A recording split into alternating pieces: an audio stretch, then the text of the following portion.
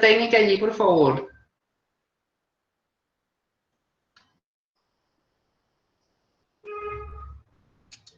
A ver, aquí.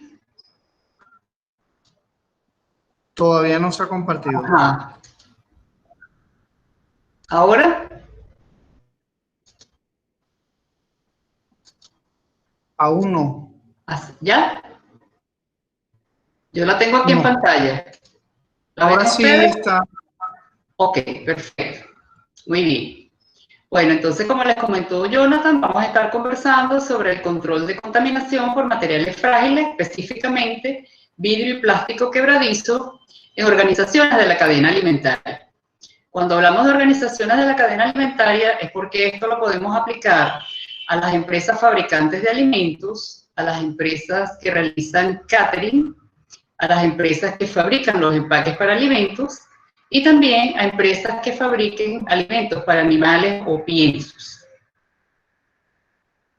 Como objetivo se planteó el ofrecer lineamientos para que se pueda establecer un programa de control de contaminación por estos materiales frágiles bajo los requisitos de las especificaciones técnicas de la familia ISO TS 22002 en empresas de la cadena alimentaria. Como ya les mencioné, bueno, las referidas empresas que tienen que ver entonces con fabricación de alimentos tanto para consumo humano como para consumo animal, que también es importante en nuestras mascotas la inocuidad.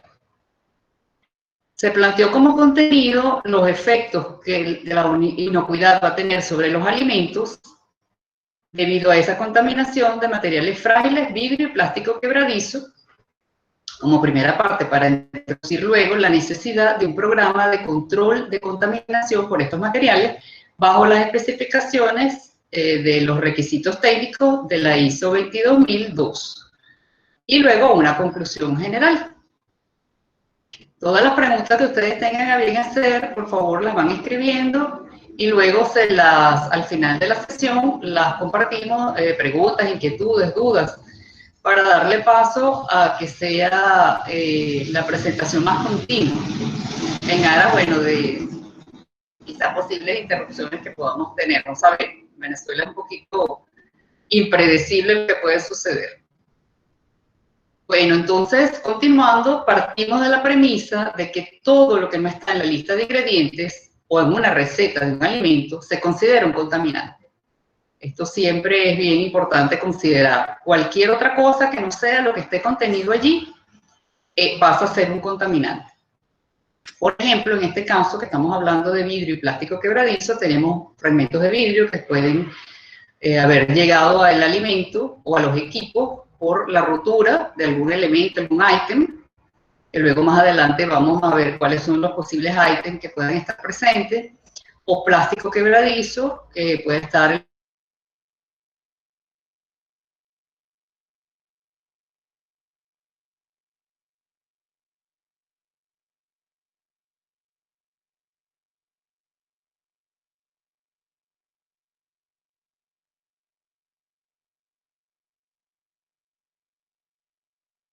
estos plásticos podemos tener acrílico, lucite, opis, plexiglas y muchos otros. Hoy en día la industria de los materiales ha avanzado mucho y pues tenemos diferentes materiales que se pueden utilizar en partes de equipo, que se pueden utilizar en cubiertas y en otras aplicaciones.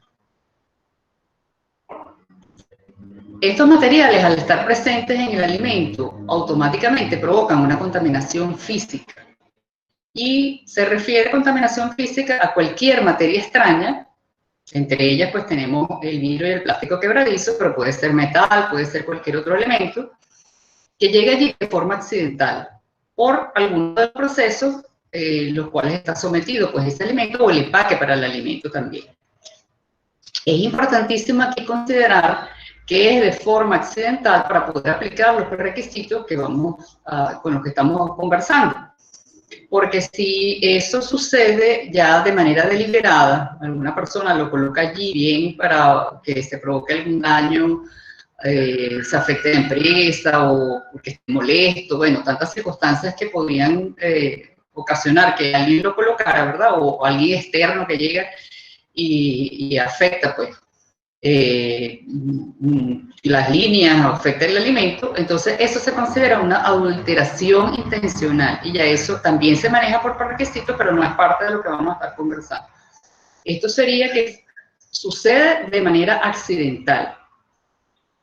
Y otra consideración que es importante hacer es que si el material es de vidrio del envase donde se está colocando el alimento, tampoco entra dentro de estos requisitos porque ya eso forma parte del alimento per se, forma parte del proceso. Entonces allí habría que considerar una medida de control, se aplicaría entonces el sistema de inocuidad y se determinaría cuáles son esas medidas necesarias para evitar que eso suceda. Tampoco entonces es parte de este prerequisito porque esto son medidas preventivas. ¿Cuál puede ser el origen de estos contaminantes? Bueno, tenemos múltiples cosas que pueden estar en una área de procesamiento de unas plantas de alimentos, como por ejemplo las cubiertas protectoras de las luminarias, se rompen, algún fragmento de estos cae sobre las líneas, cae sobre los alimentos y provoca esa contaminación. Bien podían ser los fragmentos de pantallas de control que estén en las áreas de proceso, que por alguna razón se rompan accidentalmente, un golpe, algo que suceda allí. Y eso también puede esparcirse en el área y provocar la contaminación. Tenemos también ventanas, si bien en las plantas de alimentos por las BPF y los requisitos no debe haber nada de vidrio que no sea esencial, o sea, algo que realmente se requiera, pero puede suceder que tengamos estas instalaciones que ya tienen bastante tiempo antes de que existieran todas estas normas, y es oneroso o es difícil poder cambiar eso, entonces tenemos que tomar precauciones para ello. Las cubiertas protectoras acrílicas de equipo, que se necesitan como barreras, o son parte de este equipo para poder visualizar lo que está sucediendo, y que por también un accidente o de alguna manera ya por vencimiento se fracturen, y eso también puede ocasionar la contaminación.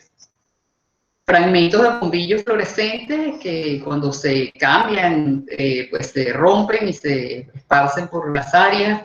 Hay que hacerlo de una manera que se minimice esa posibilidad o que hayan perdido la cubierta protectora o no la tengan, pues. Entonces, en este caso, pues también provocan esa contaminación.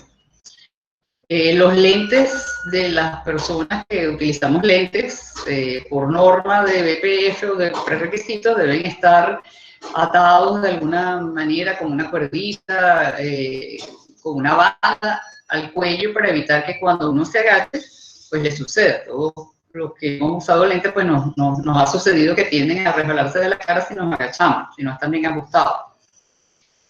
Puede ser también botellas que sean introducidas por los trabajadores en detrimento de las buenas prácticas y de los prerequisitos, con refrescos, jugos, otras bebidas. Entonces debe estar bien claro de una política de no entrada de vidrio en absoluto y todo lo que se vaya a consumir sea en las áreas de consumo de alimentos.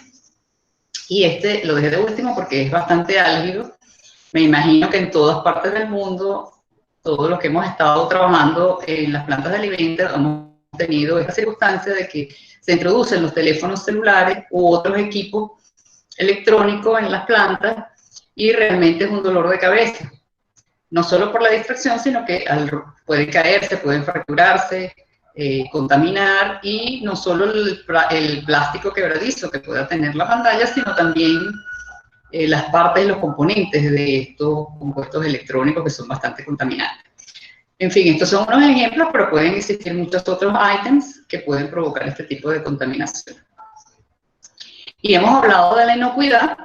La contaminación física afecta a la inocuidad, pero ¿qué es la inocuidad? La inocuidad es la seguridad de que los alimentos no causarán daño a la salud cuando se preparen y se consuman de acuerdo al uso previsto. Y esta es una definición de la ISO 22000-2018 que está adaptada de la definición que tiene el Códex. ¿Qué efectos sobre la inocuidad de los alimentos, tanto para consumo humano como para los alimentos para las mascotas, puede causar esa contaminación física con vidrio y plástico quebradizo? ¿Qué piensan ustedes que cómo puede afectar? Un poco para ilustrar lo que anteriormente, la pregunta pues que anteriormente se formuló, tenemos acá un estudio que se realizó con quejas que recibió el FDA durante un periodo de 12 meses. El FDA a través de su página web, a través de información que le llega inclusive por las redes, a través de quejas que llegan a través de correos electrónicos, muchos medios, continuamente está recogiendo las quejas de los consumidores. Y aquí se acumuló unas 2.923 quejas durante ese periodo de 12 meses y se analizaron. El 25%.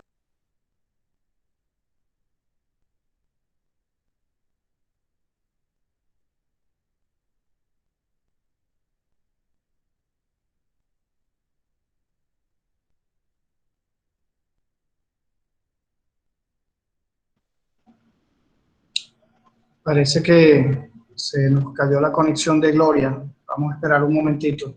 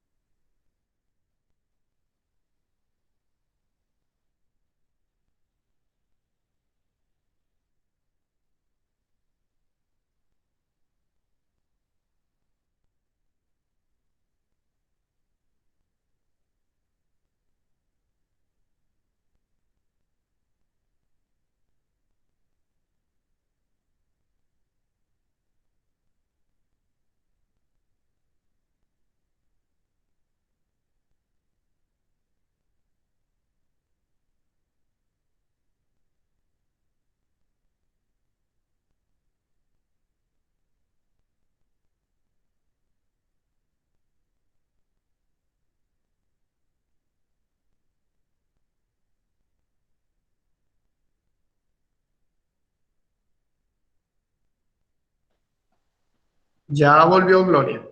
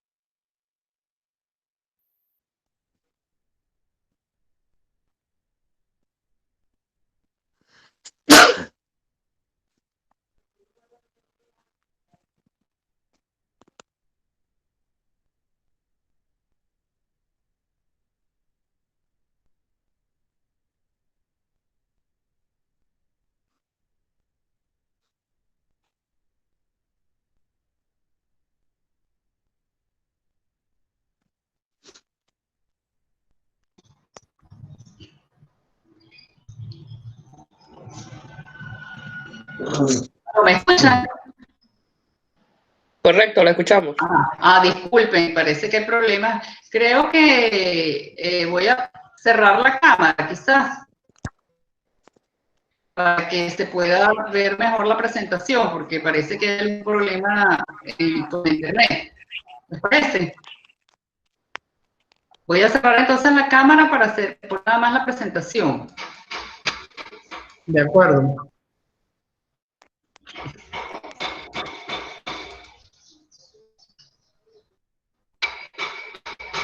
¿Me escuchan ahora? Sí. ¿Ven la presentación? Ok. Está cargando. Ajá. Esperemos que no se vuelva a caer. En esta lámina es que nos habíamos quedado. Cuando se cayó. ¿Aló? Aló, todavía no se ve la presentación.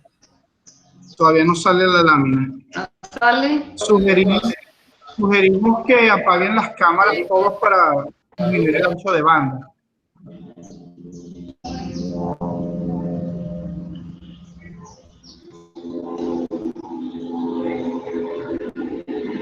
¿Ya la ven? Aún no. No, todavía no. Uy. Pero dice que está cargado.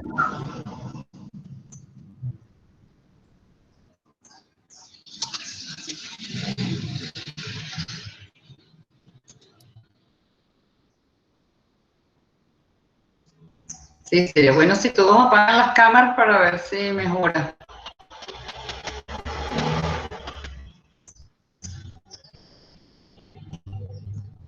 Ahora creo que no estás presentando. ¿La ven? La tengo acá en pantalla. Ahí dice que viene en camino. Ok. Un poquito lenta. Va en burrito.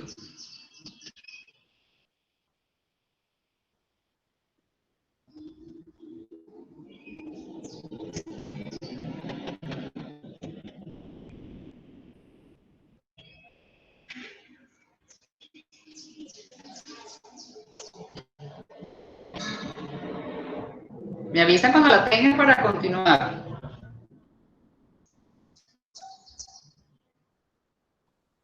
Bien, te avisamos.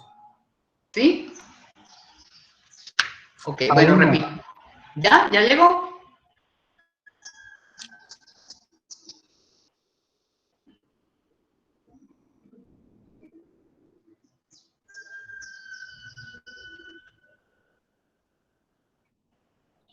¿La tienes en pantalla? ¿Aló? Ok, perfecto. No, Entonces, Ya no. voy a continuar desde acá, que creo que fue donde se dejó de compartir. Bueno, teníamos la pregunta de qué efectos sobre la inocuidad de los alimentos puede causar la contaminación física con vidrio y plástico quebradizo, tanto en los alimentos de consumo humano como en los alimentos para las mascotas. También es muy importante, pues, mantener la salud de las mascotas. Les comento entonces un estudio que realizó la FDA durante un periodo de 12 meses, en el cual recibió alrededor de 10.923 quejas vía correo electrónico, a través de su página web, y bueno, de otra forma que le llegan al FDA esas quejas de consumidores por diferentes motivos, de situaciones que se consiguen en los alimentos que están ya en el mercado.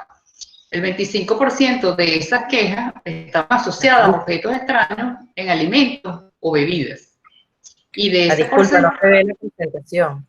¿Perdón? Disculpa, Gloria, pero no se ve la presentación. No se ve la presentación. ¿Todos tienen ese problema?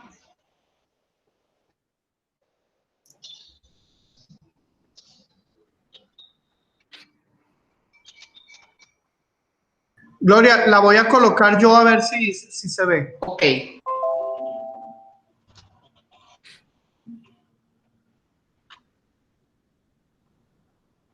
Ajá. ¿Sí la ven ahora? Ahora sí, gracias. Ok, perfecto. Bueno, entonces yo te aviso, Jonathan, para que cambies la lámina, ¿está bien? Jonathan. Ok, yo te aviso, Jonathan, entonces. ¿Me escuchan? Ok. Correcto, Bueno, ahora yo no la veo por correcto. acá. Ahora sí, perfecto. Yo te aviso entonces para que tú la cambies. Bueno, les comentaba entonces del estudio Bien. que realizó la FDA en 12 meses, recibiendo diferentes quejas, ¿verdad? Alrededor de 10.923 quejas recibió en este caso, relacionadas con diferentes aspectos que los consumidores manifestaron en conformidad con los alimentos provenientes del mercado. Y de esas quejas, el 25% estaban asociadas con objetos extraños en alimentos y bebidas. Pero el resto del porcentaje, el 75%, eran otros diferentes aspectos que manifestaban los consumidores. De esas 25% de quejas, 14% estaban relacionadas con enfermedades o lesiones causadas por la ingesta de objetos extraños. Allí había vidrio, plástico quebradizo, metales y otros diferentes objetos. Y esas lesiones en su mayoría eran daños dentales, cortes y laceraciones en las vías digestivas. Abajo tienen entonces la fuente para que ustedes puedan consultarla si tienen a bien hacerlo. Entonces aquí nos podemos dar un poco cuenta ya con esta información la severidad que tienen los objetos extraños en la inocuidad de los alimentos. No tengo ninguna referencia de mascotas cómo pueden afectar, pero obviamente pues sí afectan la inocuidad también, sobre todo en sus partes digestivas. La siguiente, por favor. La siguiente lámina. Okay. Acá tenemos entonces de la Organización Panamericana de la Salud una información acerca, bueno, creo que se fue otra vez la presentación. Ajá. De la Organización Panamericana de la Salud, información acerca de los efectos que puede tener el vidrio al ser ingerido en las personas. Tenemos cortes, laceraciones en la boca o en la lengua, hemorragias en las vías digestivas. Ese sangrado es muy peligroso porque puede provocar inclusive hasta la muerte de la persona. Y muchas veces necesita cirugía para poder remover esos fragmentos y poder entonces corregir ese problema que ha provocado ese sangrado. No se digiere en el estómago, eso provoca dolor abdominal, gases, distensiones, vómitos, entre otras dolencias. La siguiente, por favor.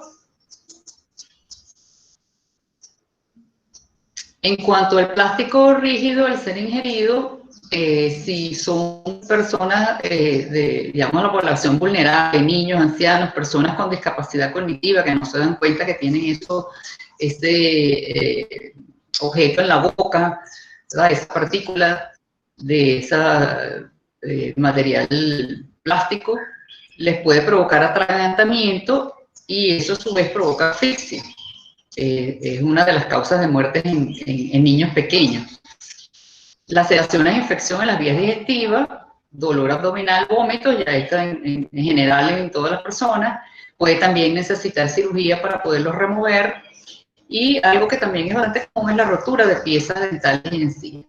Entonces, con esta información vemos que es bastante severo el que haya esos contaminantes físicos en los alimentos.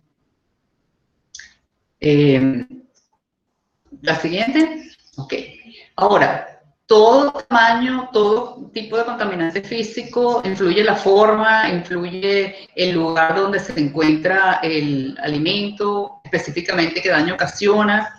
Esta es una inquietud que el FDA, a través también de un estudio bastante largo, pues pudo conseguir un resultado. Y en ese periodo del año 1972 al 97, a través de los reportes que le ofrecían centros de salud, clínicas, consultorios, donde se les pidió que determinaran qué efectos tenían esos materiales que la gente se ingería, cuando esas personas llegaban pues a esos sitios buscando asistencia médica. Y fue bastante interesante, creo que es el único estudio tan extenso y con tanta información, abajo ustedes tienen la fuente, que se ha realizado, de hecho, es referencia cuando se habla de el nivel aceptable para contaminantes físicos. En los estudios de inocuidad, pues se toma esta referencia. Entonces vemos que aquí se consideró el tamaño del objeto y el tipo de material, la forma, el lugar donde se alojaba al ser tragado y el daño que ocasionaba en el organismo. Los resultados en la próxima lámina, por favor.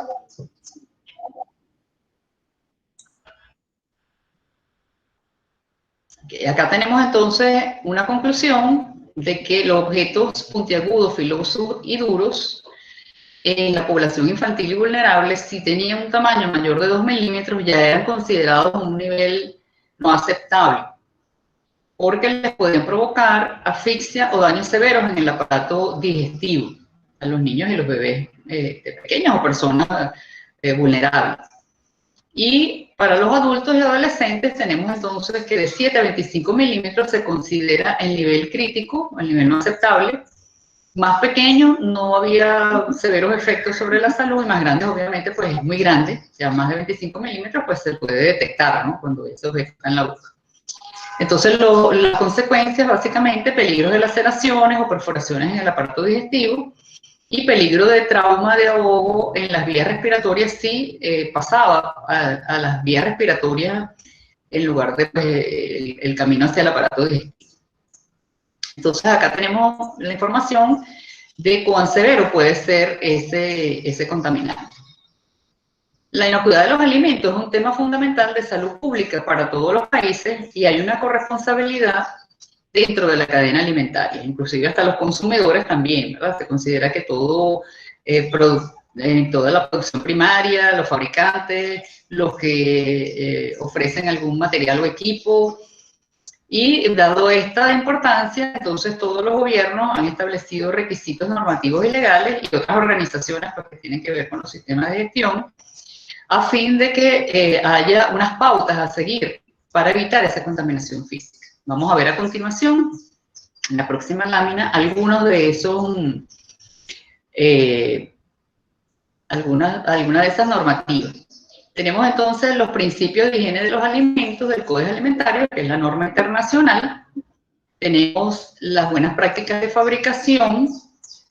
En Venezuela específicamente, buenas prácticas de fabricación, almacenamiento y transporte. Muchísimos países las tienen, con diferentes nombres quizás, pero si tienen esas buenas prácticas, ahí está incluido el control de la contaminación física en las normas consolidadas A y B, el sistema HACCP a través de sus requisitos, la norma ISO 22000, el estándar FSSC 22000, la norma ISO 22000 y el estándar con que estamos trabajando ahorita, el 22002, y muchas otras que tienen diferentes nombres, pero en el fondo se busca es la prevención, en este caso específico, de esa contaminación física. Continuamos. La próxima, por favor. Entonces, específicamente el estándar con el que estamos ahorita trabajando, dependiendo, pues, si es fabricación de alimentos, catering, fabricación de empaque por alimentos o fabricación de piensos y alimentos para animales, pues allí tenemos las referencias. El primero fue el de alimentos y el último, pues, el de los alimentos para animales, pero todos incluyen pautas para el control de la contaminación física. Siguiente.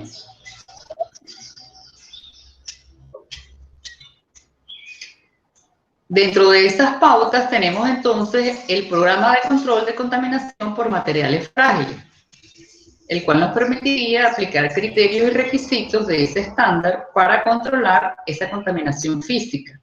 Y el propósito principal de todo esto es contribuir con la calidad y la inocuidad de los productos, bien sean de consumo humano o de alimentación animal. ¿Qué incluye este programa? El programa tiene un alcance que hay que definir, que es en qué área se va a aplicar. Una serie de medidas para prevenir, detectar, controlar la contaminación con vidrio y plástico quebradizo que se deben establecer y los mecanismos para poderlas ejecutar y poderles hacer seguimiento.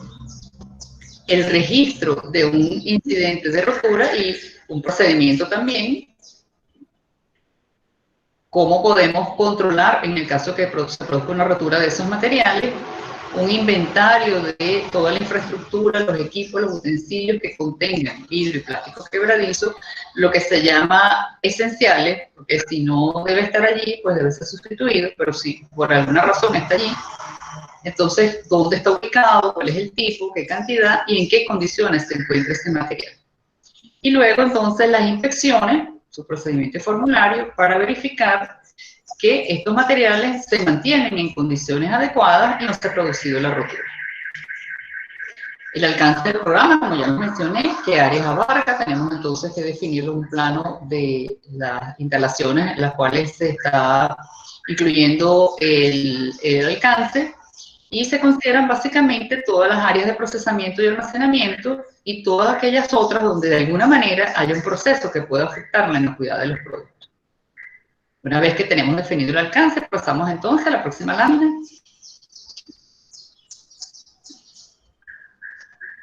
Pasamos entonces a establecer las medidas que se deben adoptar para poder detectar, prevenir y controlar toda posible contaminación física con vidrio y plástico quebradizo. Estas medidas deben ser documentadas en un procedimiento, un protocolo, un manual, alguna manera donde puedan establecerse, donde se les pueda hacer un seguimiento y qué control se va a tener sobre esas diferentes medidas. Esa es como la médula del programa. Vamos a ver esas medidas entonces a continuación, en la próxima lámina. Dentro de esas medidas tenemos el que no se debe permitir de ninguna manera el ingreso de vidrio o plástico quebradizo con las pertenencias personales de las personas que trabajan, de los colaboradores, de las personas que trabajan en estas instalaciones, en estas áreas de procesamiento. Inclusive un reloj, o sea, sabemos que por BPF, por requisitos, no puede haber prendas, no puede haber ningún objeto extraño allí. Entonces eso debe quedar bien claro. Los lentes, si se utilizan lentes de corrección o los lentes de seguridad, deben estar sujetos, como ya habíamos mencionado, para que no se caigan y rompan esos agentes contaminantes. Y cualquier instalación, como ventanas, ventanales, las puertas de las carteleras, que muchas veces son de vidrio, deben ser sustituidas. En el caso de que no se puedan sustituir por alguna razón, debemos protegerlas con un papel adherente especial para evitar que ese cristal caiga cuando se rompa. Y luego, cuando sea posible, pues se hace la sustitución. ¿Continuamos? Todo objeto que esté suspendido, como lámparas, accesorios, tragaluces, sobre las áreas de producción, las áreas de almacenamiento, deben estar protegidos, ser de seguridad o estar protegidos de alguna manera para que si hay una ruptura de esa luminaria, pues no caiga en las áreas y sea un motivo de contaminación. Y lo mismo cuando se van a reemplazar los elementos de esas instalaciones, esas luminarias, debe tenerse mucho cuidado de evitar entonces que haya una ruptura y se produzca la contaminación. Y algo bien importante que a veces se omite es la disposición de estos elementos, porque tenemos una serie de normativas ambientales y tenemos también que vigilar y prever la seguridad de las personas que están manejando estos elementos, que son elementos cortantes, elementos que pueden ocasionar un accidente. Entonces, eso es importante también considerarlo dentro de estos procedimientos. Continuamos. El uso de materiales frágiles debe ser evitado a toda costa en todas las maquinarias, equipos de medición o control, en utensilios, en herramientas, en las instalaciones de la estructura, como habíamos mencionado.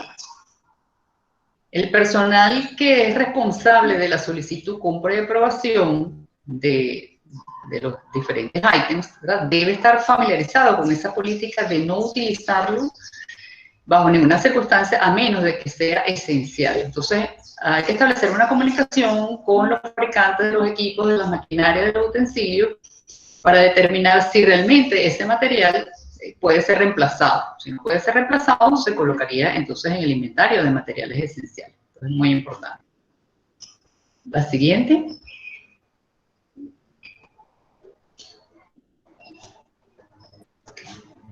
El personal responsable de la recepción de estos ítems debe estar capacitado para poderlos inspeccionar en el momento que ingresan en el establecimiento y verificar que por cuestiones de traslado haya habido la posibilidad de que se rompan y se produzca entonces restos de vidrio o de plástico quebradizo allí en esos ítems.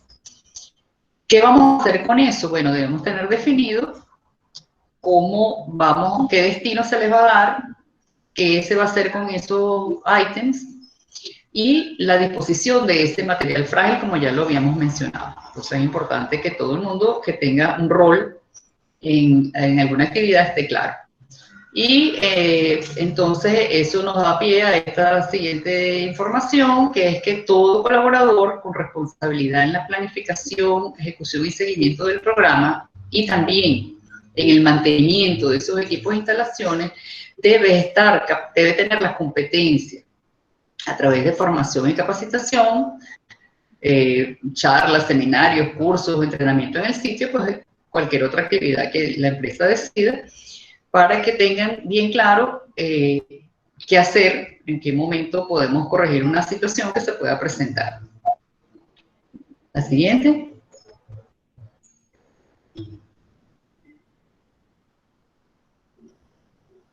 La siguiente lámina, Jonathan. Okay. No solamente es tener esa competencia, sino también el tomar conciencia. Mi experiencia durante mucho tiempo en diferentes plantas de alimentos, mientras yo formaba parte pues, del plantel de trabajadores, y luego la experiencia a través de las asesorías como auditora, como formadora de personas, es que cuando se concientizan los trabajadores a todo nivel, inclusive la dirección de la organización, y entienden que su contribución individual a cualquier actividad que tenga que ver con la calidad, con la inocuidad, es vital, entonces las cosas funcionan muchísimo mejor. Para que el programa de control de contaminación por vidrio y plástico quebradizo sea eficaz, es muy importante entonces que las personas se empoderen y hagan lo que tienen que hacer en el momento que lo tienen que hacer. Y sobre todo entiendan que las implicaciones de que no se cumpla, no solamente que se pueda ver afectada la marca, el prestigio de la empresa, sino que la severidad es tal que la vida de una persona o de una mascota puede estar en riesgo. Entonces es importante a través de actividades como charlas, videos, información en carteleras, cuestionarios para que las personas expresen allí sus opiniones, buzón de sugerencias para las mejoras de este programa, desarrollar lemas que estén asociados, eso que venga de los mismos trabajadores, y que estén informados acerca de las quejas de los consumidores de objetos extraños o de las cosas que les lleguen allí que no deberían estar allí. Entonces la pregunta, ¿es esencial que el plástico o el vidrio quebradizo esté presente? Si la respuesta es no, pues debe reemplazarse por un material apropiado. Si la respuesta es sí, entonces debemos tener un inventario de vidrio y plástico quebradizo, establecer los requisitos de esa inspección periódica, tener procedimientos en caso de rotura, incluir la disposición del material roto. Y si se necesita algún procedimiento de manejo especial, bueno, entonces hay que establecerlo también. Pasamos a la siguiente pregunta. Ya sabemos que tenemos vidrio y plástico esencial, entonces tenemos el inventario. Si la respuesta es no, bueno, hay que realizarlo y ubicarlo en el plano de la planta, y si la respuesta es sí, entonces con qué frecuencia se van a realizar estas inspecciones, cuál es el método y quiénes van a ser los responsables. Y bueno, luego ejecutar esa inspección. Continuamos.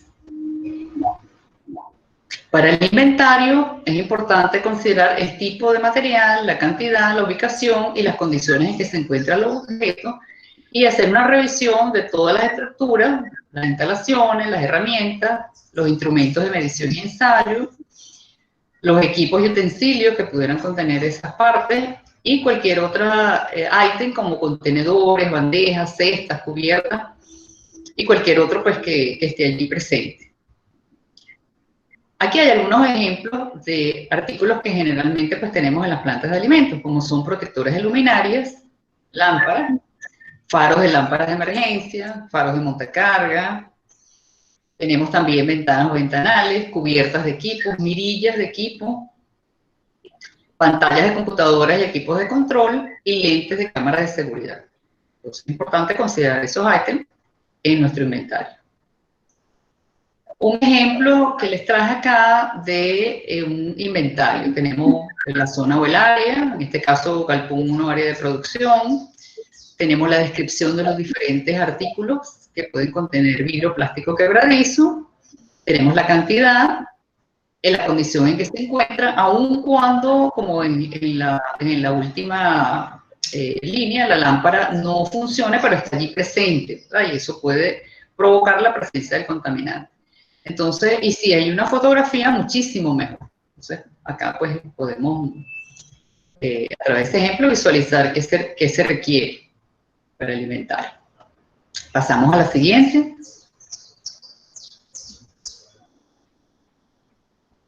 Okay.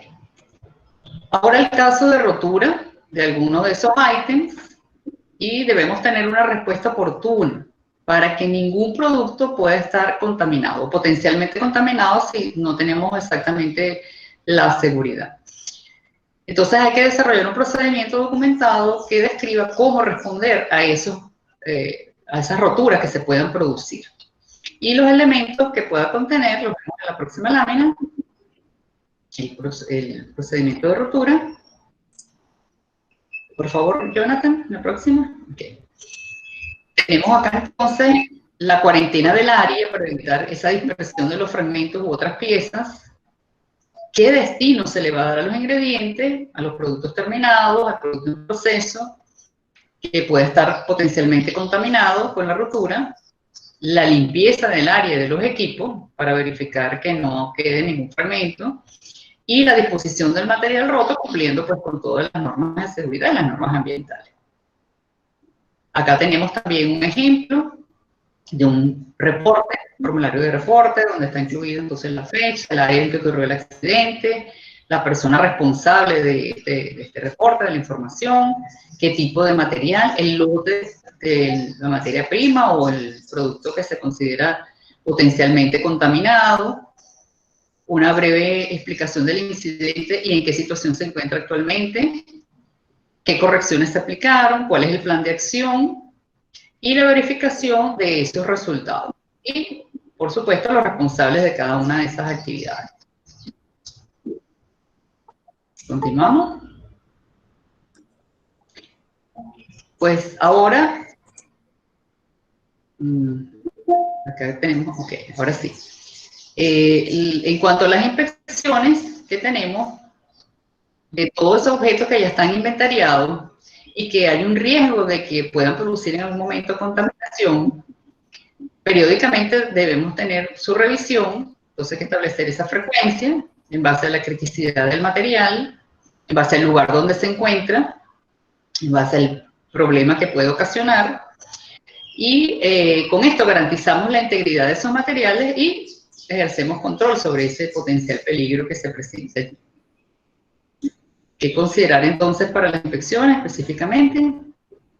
Okay. Entonces tenemos establecer esos procedimientos y formularios, establecer la frecuencia y respetar esa frecuencia establecida porque se ha hecho en base a la criticidad. Quizás al principio se establece una, habrá que ajustarla, realizar las inspecciones. Y en el caso pues, que se produzca un artículo dañado o faltante, automáticamente implementar el procedimiento y la acción correctiva que se va a utilizar. Y esa información puede ser utilizada para la mejora continua, para las auditorías que realiza la organización. Esta pregunta es bien crítica. ¿Qué pasaría si falla el programa de control de vidrio y plástico quebradizo? ¿Qué consecuencias tiene? ¿Qué creen ustedes? Bueno, vamos a verlo a continuación. La próxima, por favor.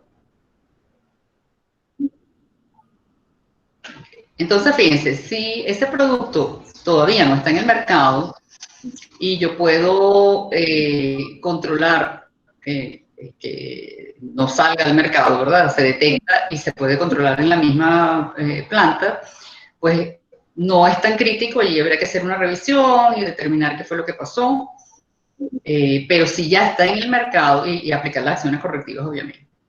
Pero si está en el mercado, eso es bien crítico, porque nadie quiere que eso suceda. Eso nos lleva a un procedimiento de recall.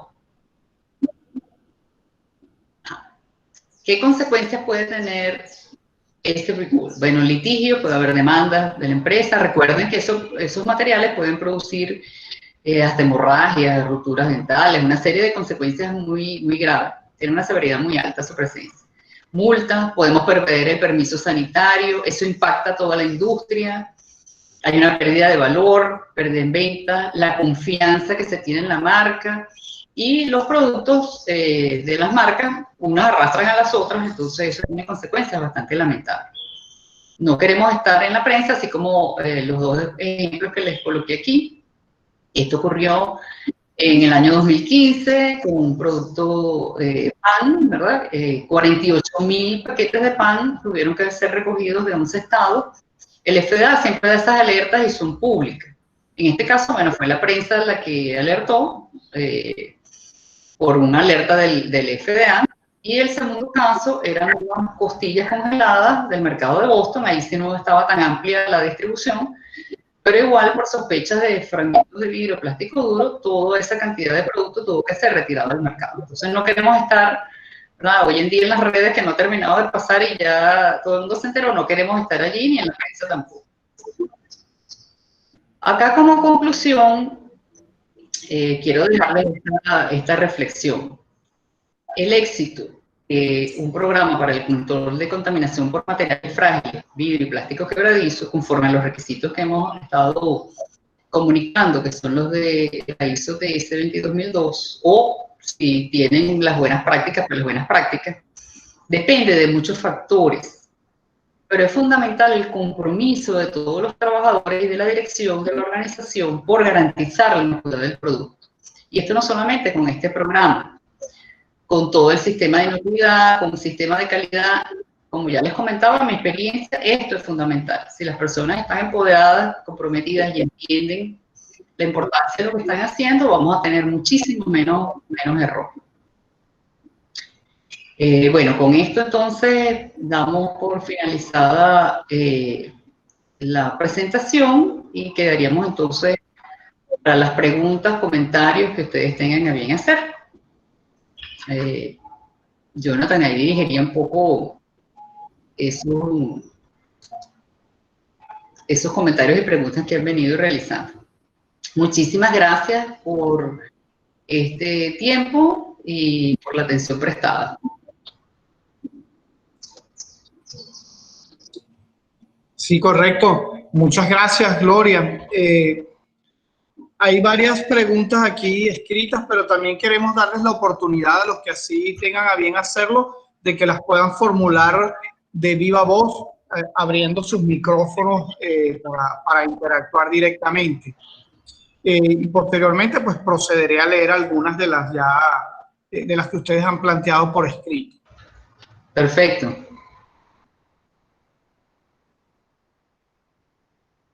Adelante.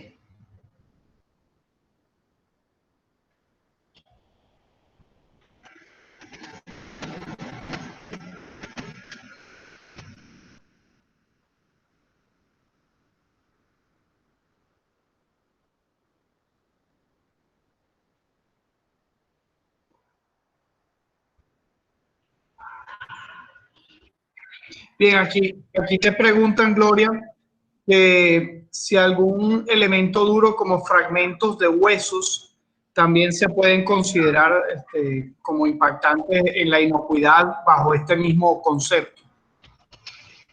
Si los fragmentos de hueso son puntiagudos, sí, sí se pueden considerar. Si son suficientemente grandes como para que hagan algún efecto cortante en el organismo, sí, también se pueden considerar. Todos esos serían contaminantes físicos.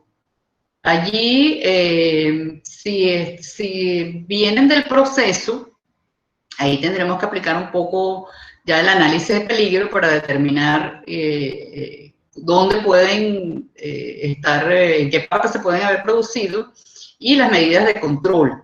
Pero pudiera ser que no estén en mi proceso, sino que vengan por alguna razón en la materia prima. Entonces, ahí yo debo controlar a través de las inspecciones que se hagan en la materia prima, como uno de los vamos a decir, pasos de mi proceso y prerequisito también, evitar todos esos contaminantes en mi materia prima. Porque no los puedo detectar de otra manera, no puedo detectarlos, en el caso de metales sí puedo hacer una detección de metales, pero en este caso, bueno, pues es más complicado, ¿verdad? Poderlos detectar. Entonces, no siempre tengo la oportunidad de rayos X o se pueden aplicar esos procedimientos.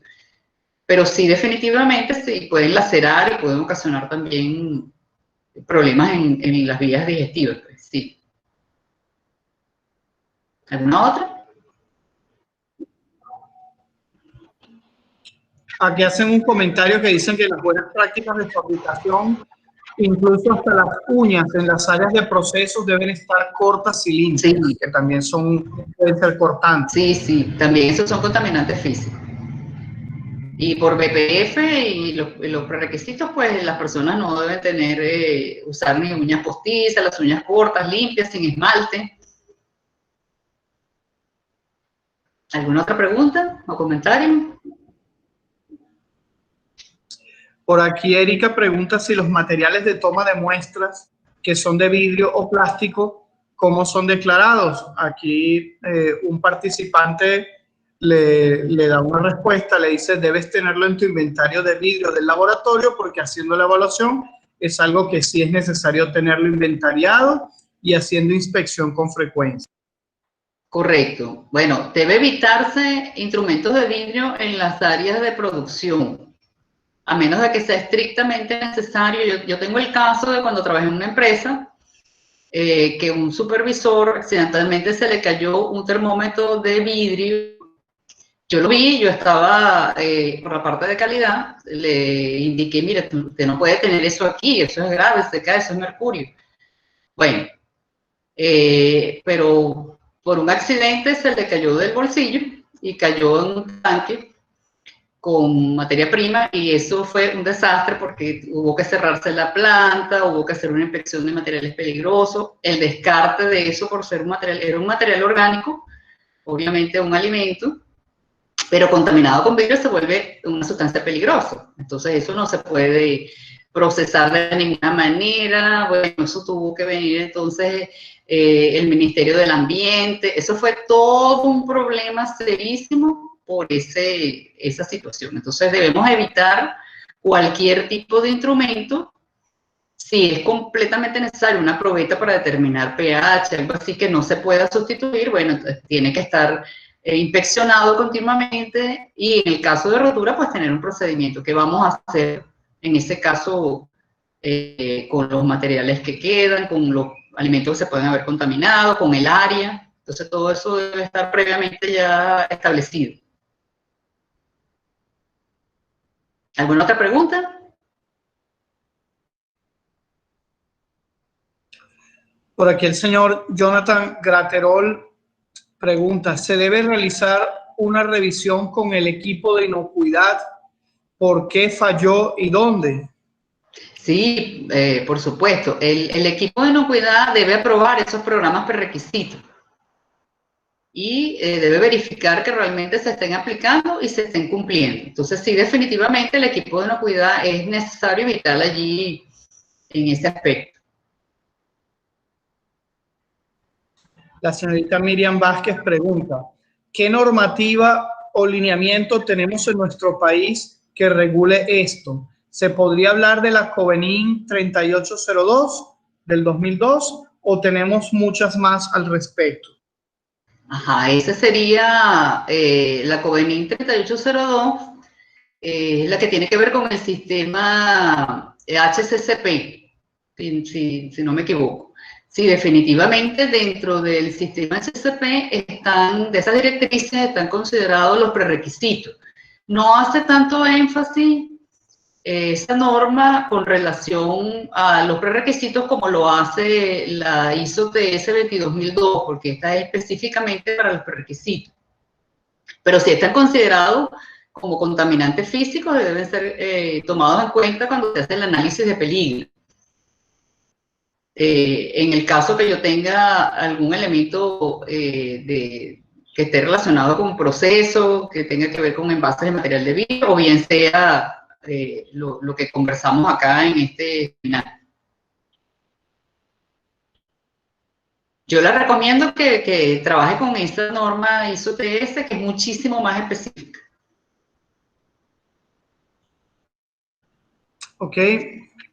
Fadons Fernández pregunta, en caso de que sucedan accidentes tipo el que acaba de mencionar con el termómetro, pero que sea un material de vidrio tipo Baker, probeta, ¿cómo se debería proceder? ¿Un filtrado del producto bastaría o se debe descartar el mismo? Gracias. Bueno, si se garantiza que no queda absolutamente ninguna partícula en ese filtrado, pues ya no estaría el elemento presente, pero es muy difícil porque a veces esos fragmentos son muy pequeños. Yo considero que el vidrio no debe haber partículas de ningún tamaño, dada la severidad que tiene, porque eso es un efecto cortante que puede producir hemorragia. Recordemos que llega al exófago, pasa al estómago, los intestinos son delgados, entonces si ocurre un efecto cortante, ya hemorragia, ya eso es severo, eso inclusive puede llevar a la muerte. Yo diría que esos materiales definitivamente deben ser descartados, ya no pueden utilizarse ni siquiera para alimentación animal, entonces se vuelve un problema. Por eso es que es tan importante que el programa funcione. Como les digo, muchas veces no se le da mucha importancia a este programa y es crítico, es vital que se aplique. Lo principal es no introducir absolutamente nada de vidrio dentro de las áreas de proceso. Pero si se requiere, entonces hay que tomar medidas. Y en cuanto a los materiales de plástico quebradizo, por ejemplo, cubiertas protectoras, que no pueden ser de otro material, vigilar cómo están esos materiales, que no tengan deterioro, y apenas haya el menor deterioro, entonces cambiarlos para que no pasen estas cosas. ¿Contesta la pregunta? ¿La inquietud?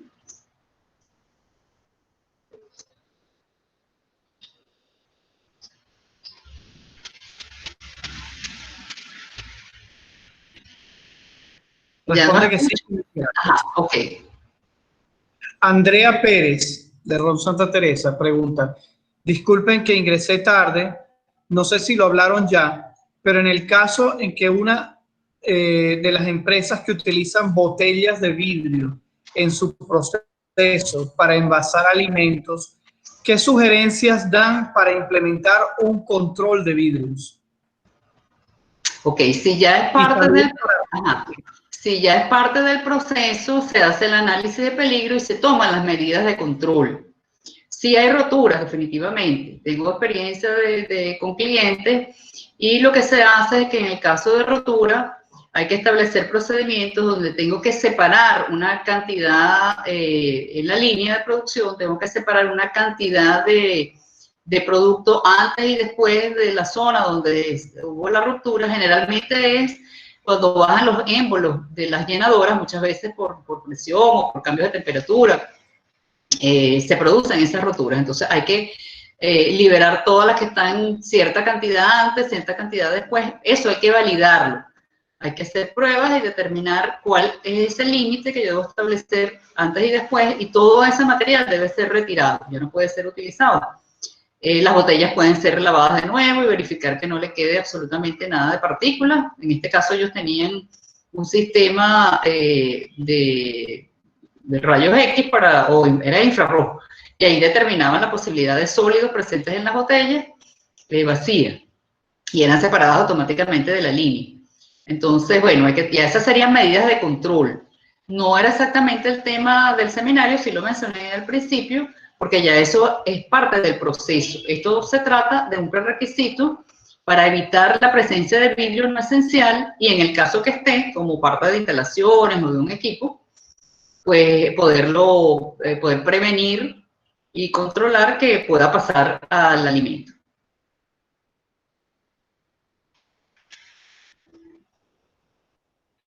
Ok.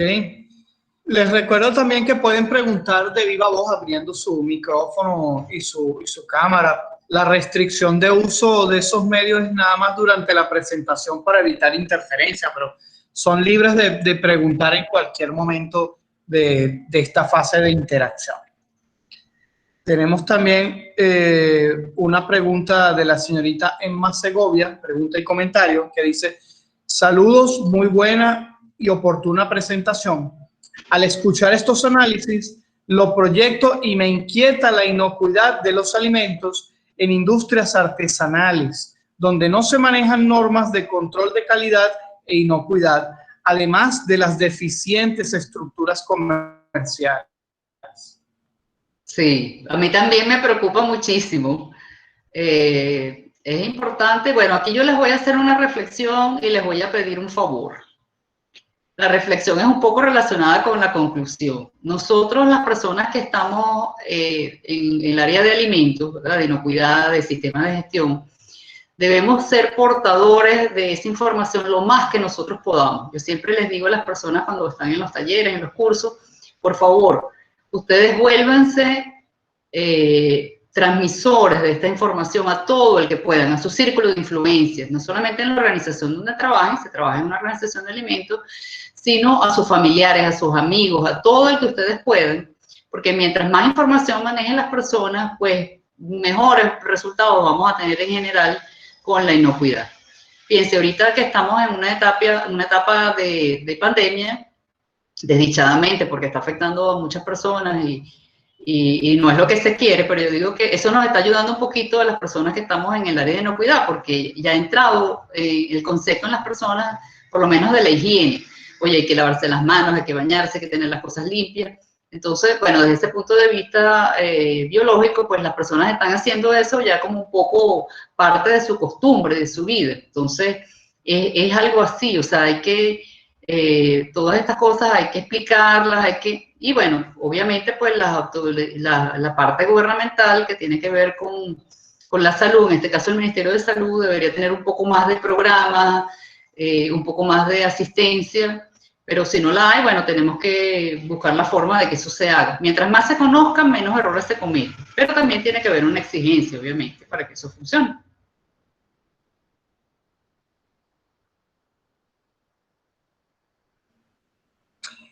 Bien, la señorita Erika Arias dice, justo unido al comentario de la señorita Emma, ¿cuáles son sus recomendaciones en cuanto a implementar medidas de control en empresas de procesos artesanales? No sé si quieres profundizar un poco más. Sí, bueno, fíjense, si vamos a la parte, no sé si están hablando de Venezuela. ¿Están hablando de Venezuela? Porque en todas partes del mundo son necesarias esas normativas, ¿verdad? Pero hay muchos sitios donde se tienen esos controles. Ahora, si estamos hablando de Venezuela, tenemos normas para los productos artesanales. No sé hasta qué punto, digamos que la supervisión del Ministerio de Salud se haga, pero si partimos de la Ley de Seguridad y Soberanía Agroalimentaria, que fue publicada en el año 2008, indica que toda persona, ni siquiera habla de empresas, es toda persona que tenga alguna actividad de fabricación, de elaboración de alimentos, con una capacidad productiva, digamos, intermedia, pues, ¿verdad? No habla de empresas grandes, empresas pequeñas, debe tener sistemas de gestión de inocuidad y de calidad que garanticen que esos productos son productos seguros. Más o menos, no son exactamente las palabras, pero es el concepto, la idea. Igual que eso en todas partes, entonces ya es allí un poco el darlo a conocer, el que se pueda, por ejemplo, si esa empresa me fabrica algo a mí como empresa de alimentos, yo tengo que exigirle, como control de proveedores, que cumpla por lo menos con las buenas prácticas. Y si cumple con las buenas prácticas, ahí está incluido el control de la contaminación. Pero, bueno.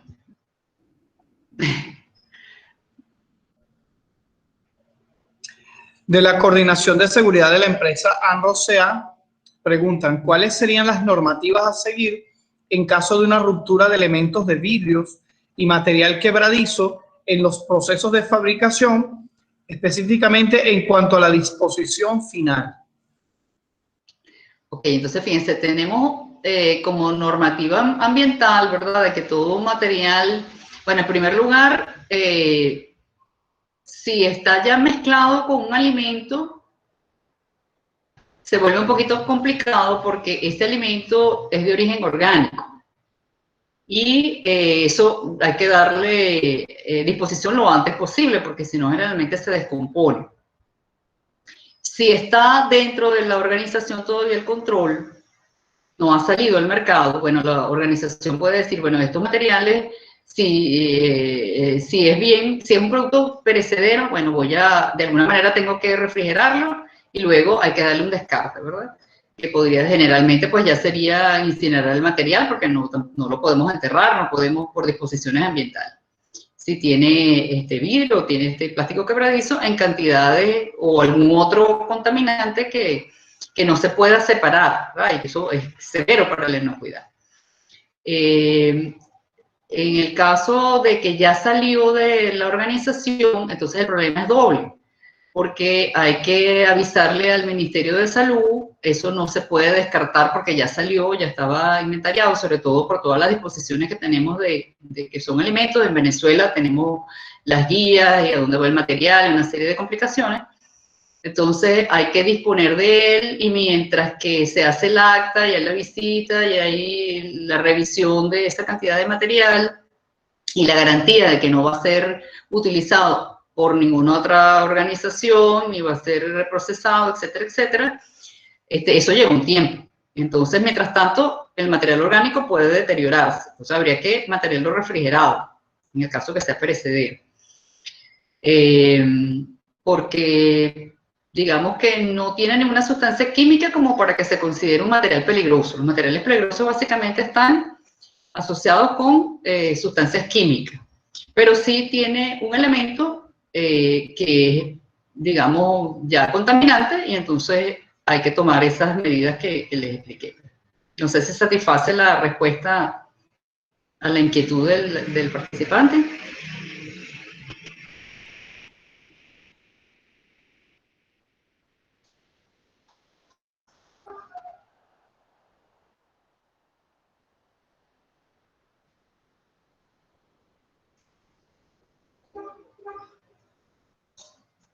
Dice, en caso de que sea un descarte de este producto mezclado con elementos cortantes, ¿cómo sería la disposición final? Sí, bien, como le expliqué, porque tenemos allí material orgánico, que es el alimento. Ese alimento no se puede utilizar ni siquiera para alimento de animales, porque no estaríamos entonces cumpliendo con las buenas prácticas y eso también afecta a la alimentación animal. Entonces allí habría que incinerar ese producto. No quedaría no hay otra forma de utilizarlo. No podemos enterrar el producto, no podemos darle otra disposición que no sea esa. Utilizar una empresa que haga la incineración de ese producto. Pero como le decía, sí, eso no es inmediato, porque ahí tiene que venir el Ministerio de Salud, levantar un acta. Puede ser que en Venezuela haya otras organizaciones que intervengan allí también, porque los alimentos pues llevan una guía SUNDE y ya al salir de la planta ya se complica la cosa. Entonces, mientras tanto, debemos mantenerlo en condiciones que no se descomponga. Si es perecedero, obviamente voy a tener que refrigerarlo. Si no tengo en las instalaciones eso, tengo que contratar alguna instalación que me lo mantenga mientras eso pueda ser descartado y solicitar la autorización al Ministerio de Salud para que eso pueda permanecer allí. Entonces, es bastante complicado, sobre todo en Venezuela. No sé en otros países cómo se maneje, pero definitivamente ese alimento contaminado hay que destruirlo. Y generalmente eso es incinerándolo. El señor Jonathan Graterol comenta, sabemos lo costoso del uso de plexiglas o cualquier material no astillable en líneas de producción. Por lo tanto, sigue siendo recomendable el colocar películas, papel ahumado o transparente sobre las superficies de los vidrios o materiales plásticos astillables para que cuando exista una rotura, el material quede sujeto y no se disperse. Sí, tenemos que dar la garantía y verificar que realmente eso funciona. Allí, bueno, hay que verificar con el proveedor de esta película qué garantía nos da de que si eso sucede un impacto, no va a producirse ese, digamos que se riegue ese material por las áreas, pues. ¿Okay? Pero sí es una manera de poderlo corregir. Ahora, si es posible, por ejemplo, si es una cartelera, entonces, que se mantienen a distancia, no están dentro de las áreas de proceso, que se proyecte, hay que verificar si es posible que se pueda proyectar hasta el área donde esté el ambiente de producción. Pero sí, yo he visto esas aplicaciones y son bastante confiables. Pero siempre verificar con el proveedor y garantizar que vaya a funcionar. No esperar a que suceda, entonces, bueno, no funcionó y ahí son los dolores de cabeza.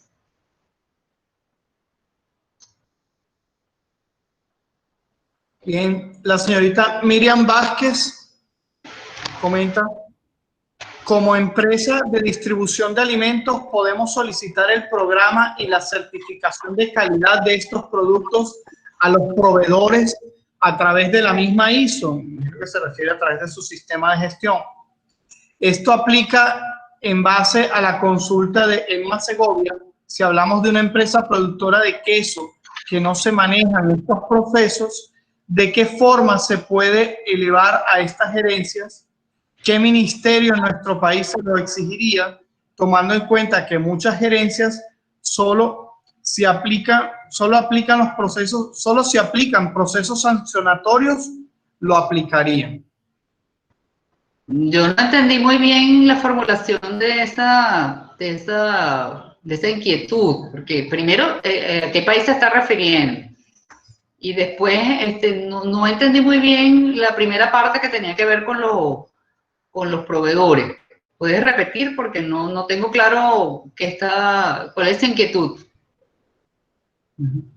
Yo lo que entendí es que está preguntando si a través del mecanismo de gestión, de evaluación y control de proveedores, es posible exigir a los proveedores el cumplimiento con sus programas. Ok, que los proveedores tengan este programa establecido para dar la garantía que no tengamos ningún material frágil allí presente. ¿Será esa la inquietud? Bueno, si es esa, obviamente sí, tanto en la norma ISO 22000 como en la norma ISO 9000, tenemos allí unos requisitos que tienen que ver entonces con lo que antes era llamado control de proveedores, ¿no? Pues sí, hay que exigirles. Ellos deben cumplir con las buenas prácticas, mínimo con las buenas prácticas, si no tienen estos sistemas de gestión. Y en las buenas prácticas está incluido muy específicamente, en todas las buenas prácticas que yo he leído hasta ahora en todas partes del mundo, está muy explícito el control de vidrio, ¿verdad? Y de cualquier material que pueda causar una contaminación física. Entonces, bueno, por allí nos podemos guiar, o sea, podemos hacer una auditoría, podemos verificar que estén cumpliendo con las buenas prácticas, porque las buenas prácticas no son generalmente certificables como tal, ni estos programas de requisitos son certificables como tal. Los que ya son certificables serían entonces la ISO 22000 o la ISO 9000, pero si está todo incluido allí, habría entonces que establecer un procedimiento para poder verificar y la exigencia de que por lo menos tienen que cumplir las buenas prácticas. Y como eso son exigencias gubernamentales, si tienen su permiso sanitario, obviamente pues tuvo que haber una inspección para ello, que las cosas se hicieron adecuadamente. No sé si aclaré la duda. Y la segunda parte de la pregunta, bueno, Miriam dice que exactamente eso era la duda de la primera parte. La segunda parte, lo que entiendo, de todos modos, Miriam, que nos corrija, es de qué manera se puede justificar ante la gerencia de la organización el cumplimiento con esto, cuando muchas veces las decisiones se toman de manera reactiva, es decir, solo si hay una amenaza de que si no lo cumplo voy a tener una sanción. ¿Es correcto, Miriam? Esa es la duda.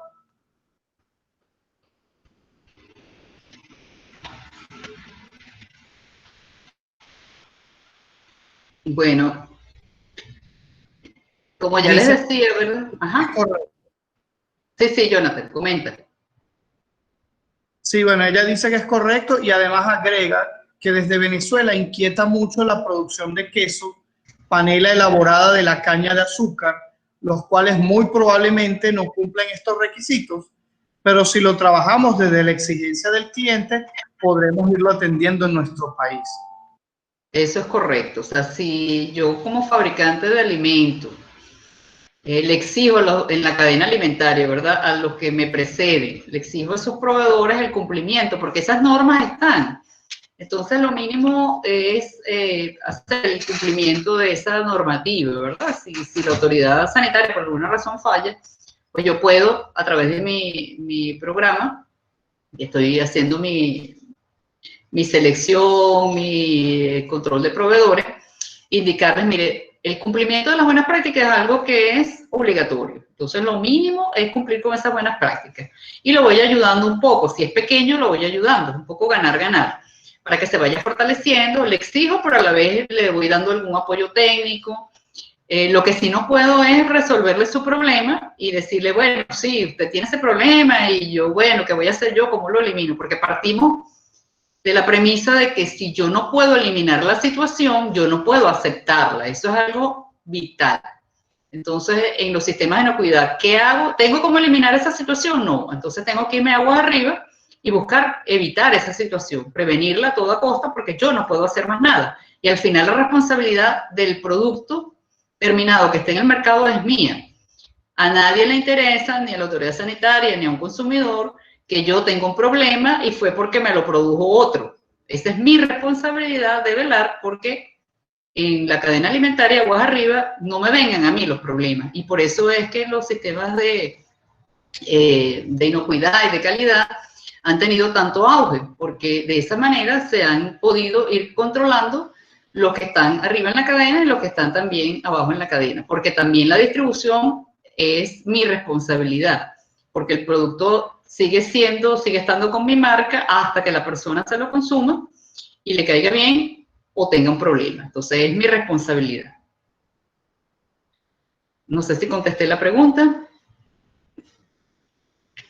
Y eso es importante que las gerencias también lo consideren.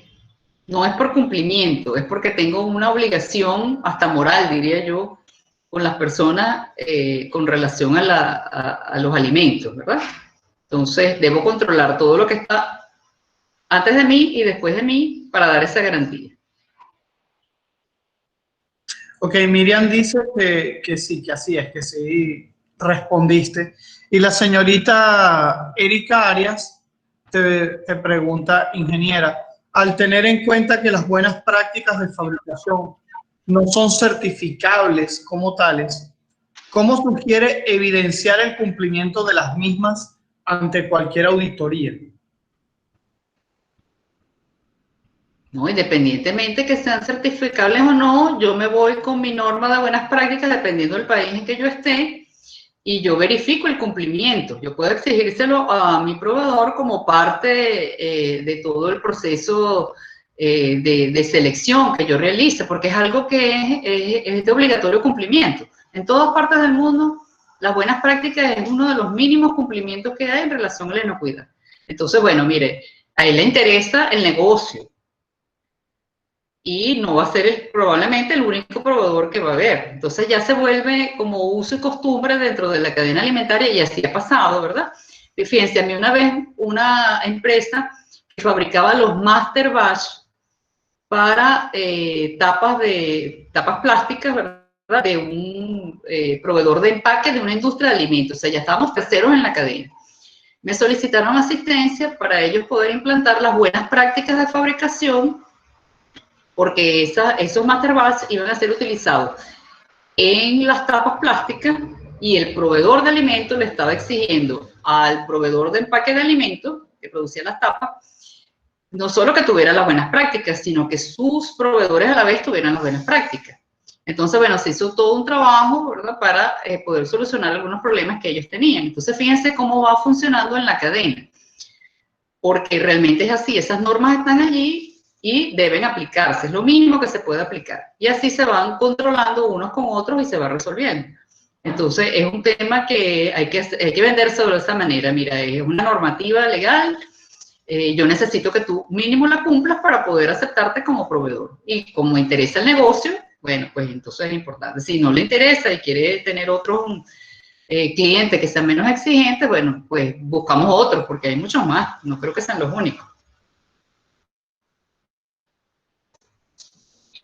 Sí, también ahí valdría la pena agregar que esas normas de buenas prácticas, quizás el nombre suena a que son, el nombre de buenas prácticas suena como a pautas deseables, pero en el caso, y voluntarias, pero en el caso de Venezuela no es así. Esas normas de buenas prácticas de fabricación, normas de buenas prácticas de empaque son de cumplimiento obligatorio.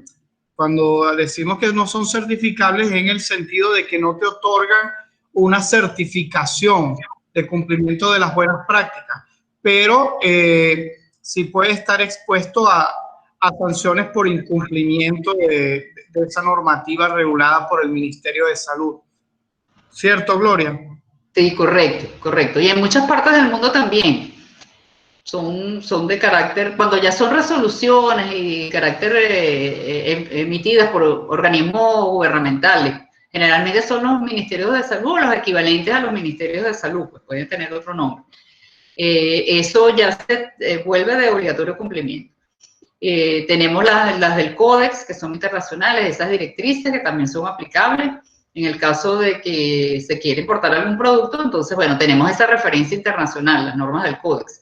Y cuando uno las compara, son bastante similares en todas partes. Quizás cambia un poquito algunas palabras, pero los fundamentos son los mismos y en todos incluyen la contaminación microbiológica, física y química. Esos son elementos cruciales que están contenidos en todas esas normativas. Por aquí pregunta también el señor Freddy Vázquez, ¿cómo se llaman esas normas? Gloria, yo entiendo que existen las normas de buenas prácticas de fabricación, las de empaque y la de distribución. ¿Hay algunas otras? Bueno, sí, ya tendríamos entonces los requisitos de las ISO, que tienen que ver también con catering y tienen que ver también con la parte agrícola. Esas son mucho más diversificadas. Pero dentro de la industria de alimentos, por lo menos en Venezuela, ¿verdad? Tenemos las buenas prácticas de fabricación, almacenamiento y transporte para consumo humano.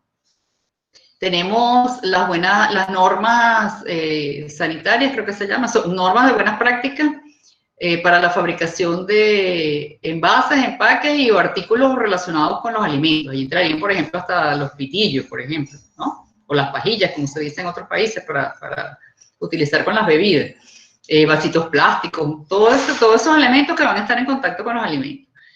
Tenemos las buenas prácticas de distribución también, de almacenamiento. Entonces, dependiendo del sector de la cadena alimentaria, pues se pueden utilizar esas normativas. Y había un proyecto que no terminó de ser aprobado, pero sí es utilizado como referencia con relación a todo lo que equivaldría pues al catering. También porque hay cosas específicas que no están en las fábricas y se necesita pues regularlas también.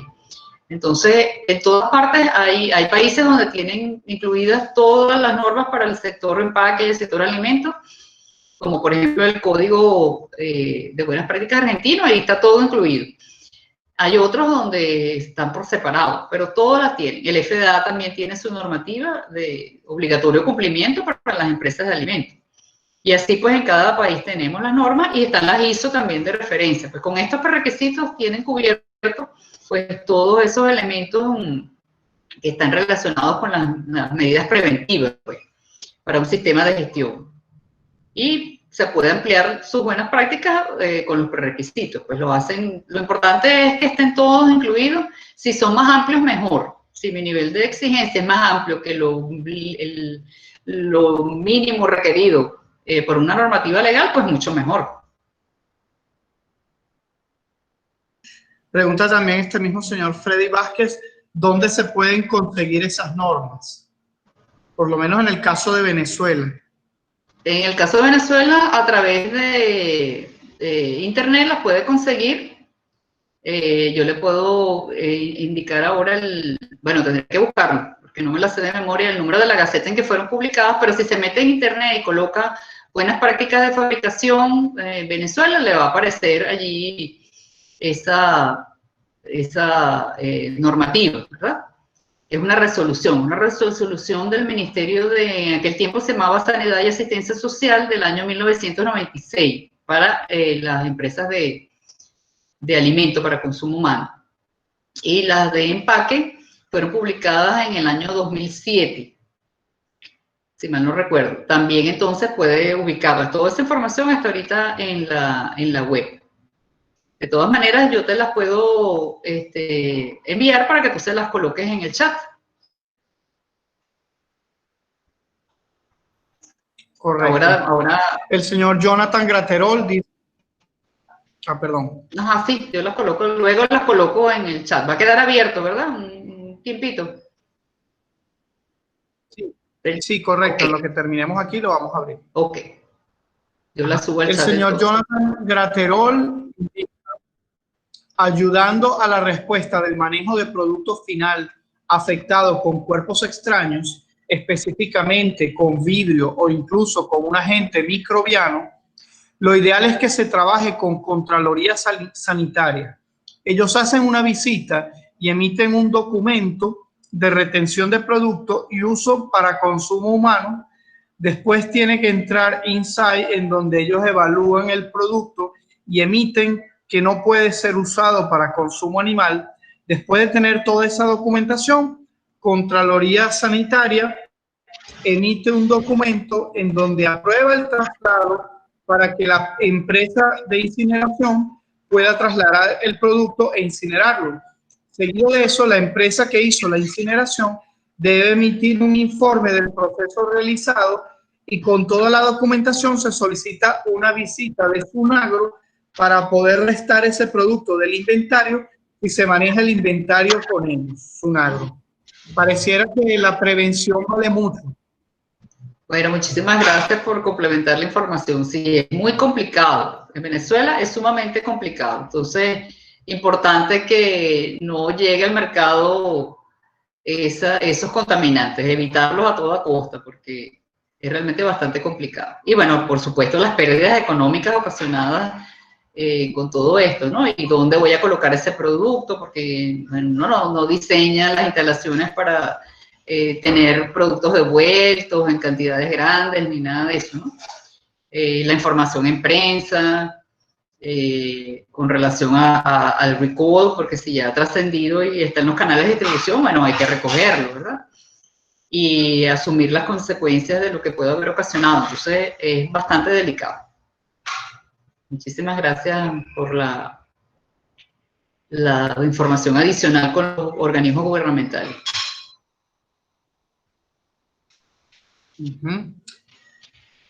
La señorita Ana Quintero te felicita, dice que es muy buena la información, que lamentablemente la conexión no la ayuda mucho. La señorita Erika Arias acota que las buenas prácticas de fabricación están en la 36.081. Y también te agradece, Gloria, y reconoce lo excelente de la información. Muchas gracias.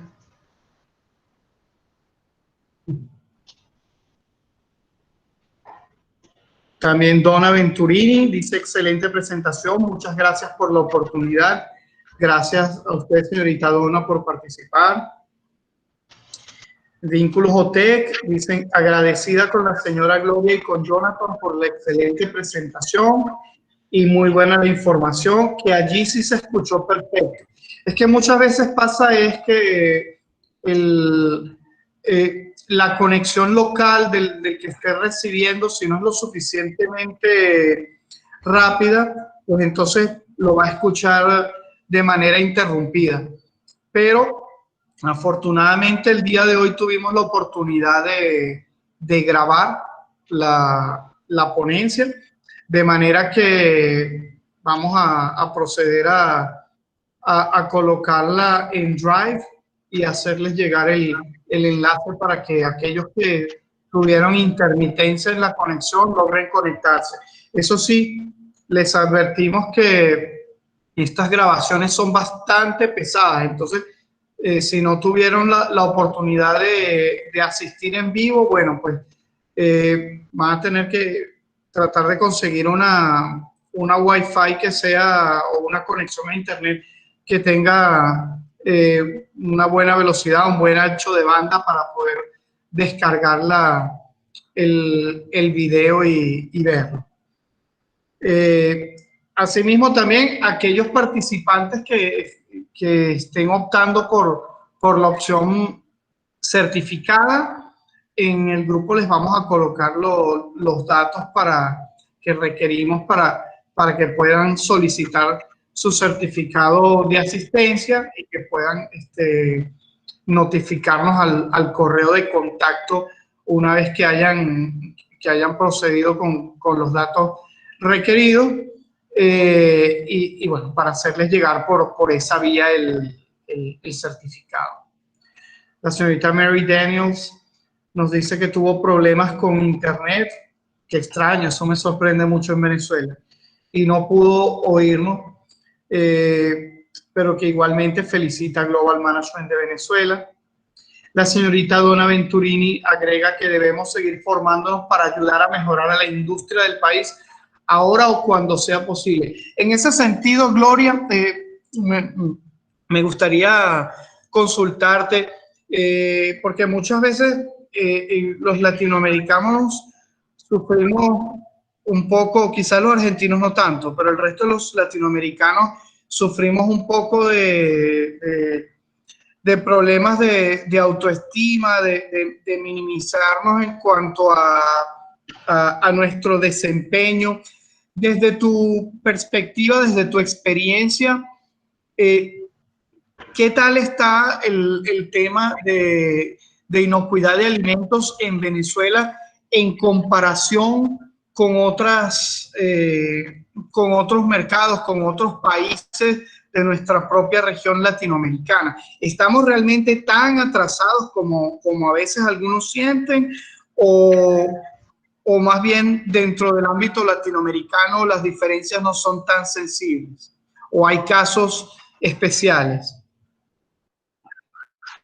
Sí, hay casos especiales. Hay empresas, sobre todo las transnacionales, porque ya eso es política de la empresa, que en todas partes del mundo tengan certificadas sus plantas, sistemas de gestión. Hay empresas nacionales que tienen muchos años trabajando con sistemas de gestión y ya eso es una política de la empresa. Uno desde que pone un pie en la empresa se da cuenta. Uno como auditor es muy fijón, está pendiente de todo, pero apenas uno pone un pie en la empresa se da cuenta por las instalaciones, por la forma como se conducen las cosas, si hay sistema de gestión o no. Obviamente pues después se verifica en la auditoría, pero hay empresas de empaque de alimentos que han mejorado muchísimo y a veces uno dice, bueno, hasta están mejor que muchos de sus clientes, ¿no? Son referencias.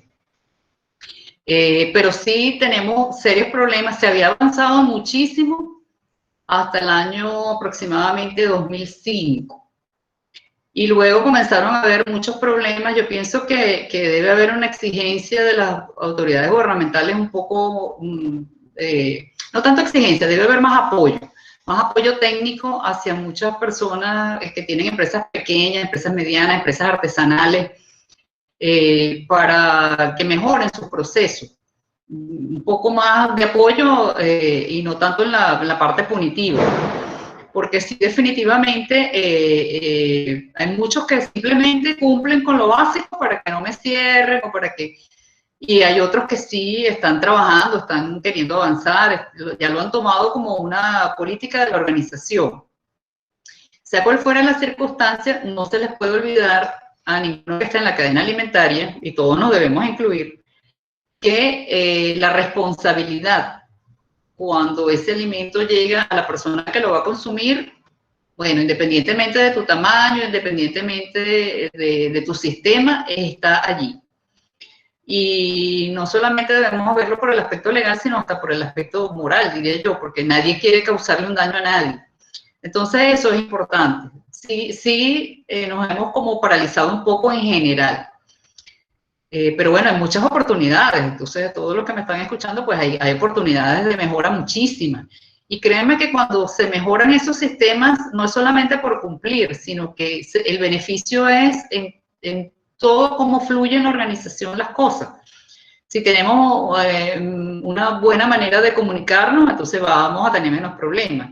Si logramos que nuestros productos sean inocuos y cumplan con nuestros requisitos de calidad y los del mercado, bueno, eso va a influir en que vamos a mejorar nuestras ventas, en que vamos a tener menos problemas. O sea, nadie quiere tener un galpón lleno de materiales que se devuelven por miles de problemas. Y los clientes, bueno, los van a devolver. O no se van a sentir satisfechos si lo consumen. Entonces, eso es importante. O sea, que sea porque creo que debo mejorar, porque creo que debo hacer algo para satisfacer adecuadamente ese mercado y no porque tengo a alguien que me vigila como un policía que me cierra si no estoy cumpliendo. Entonces, creo que ese concepto hay que emplearlo y debe estar un poco más en las mentes de todo lo que está en la cadena alimentaria. Gloria, ¿y cómo se compara Venezuela con el resto de nuestra región andina o Mercosur? Mira, Colombia está muy avanzada, muchísimo más que nosotros. Países pequeños también han avanzado mucho. Los centroamericanos han avanzado.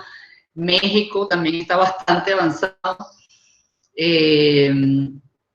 Hacia el sur, bueno, le he perdido un poco la pista a Chile y Argentina. No podría hablar mucho del sur, pero todo lo que es esta región andina, sí ha habido grandes avances de los países, no solo en normativas, sino en los sistemas de gestión. Pues uno lo ve cuando están en los chats que tiene que ver con inocuidad, la gran cantidad de cosas que se están haciendo en muchas partes. Entonces, pienso que, bueno, hay muchísimas oportunidades en Venezuela y es un poco el pasar el switch. Yo sé que hay muchos problemas económicos, hay un montón de problemas. Si nos ponemos a listar los problemas, bueno, eso es el edificio más alto del mundo se queda pequeño. Pero sí hay oportunidades y las personas, si las empoderamos, vamos a lograr mucho. Que sientan que lo que están haciendo es importante, que está produciendo un resultado exitoso. Entonces, bueno, ese feedback también es importante. A veces no se da y la gente se queda así como un poco en el limbo. O sea, tantas horas. Créanme que mi experiencia trabajando en las empresas y luego en las que asesoro, las personas les importa lo que hacen porque son muchas horas que están allí y quieren ver buenos resultados y se sienten muy tristes cuando los productos son devueltos o cuando hay fallas, porque mucho tiempo que estuvieron allí y al final no pueden ver logros, independientemente de la relación que puedan llevar con la organización. Entonces, es importante empoderar eso. Ese es lo que puedo decirles así con mucho cariño.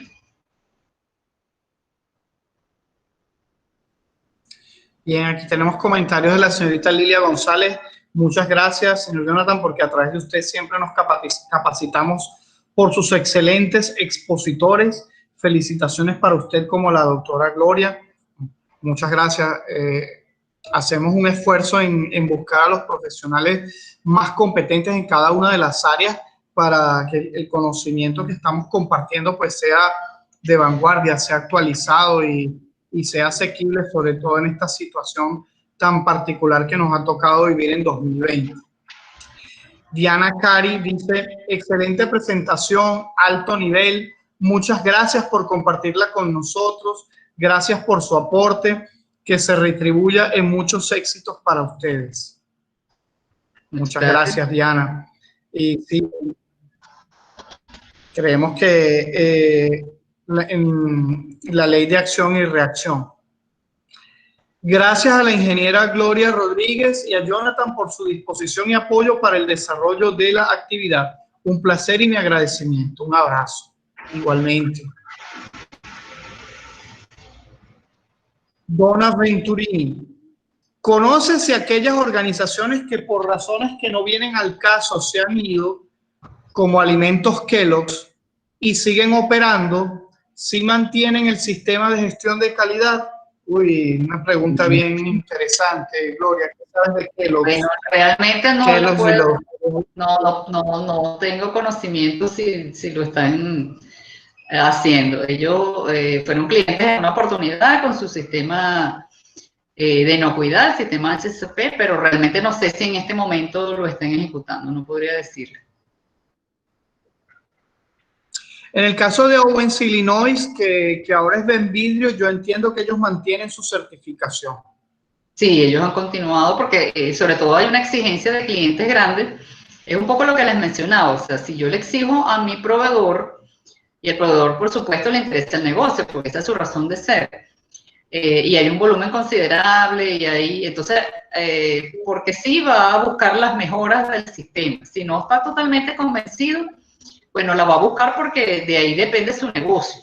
Y así es como se ha ido aguas arriba y aguas abajo también mejorando, ¿verdad? Y si yo tengo un distribuidor de mis productos, como yo soy al final el responsable por lo que suceda aguas abajo en el mercado, entonces yo le voy a exigir que cumpla con las disposiciones necesarias de las buenas prácticas, pues, o de los programas prerequisitos.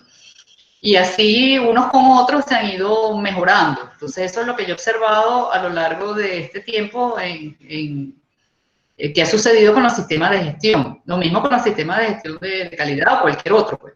Inclusive los sistemas que tengan que ver también con la parte de seguridad de ambiente, hay las exigencias, porque si yo soy un fabricante de alimentos, debo verificar que los que me están dando el servicio cumplan también con todo eso, esa normativa. Entonces les exijo también la parte de seguridad, la parte ambiental, y así pues se va ordenando toda la cadena.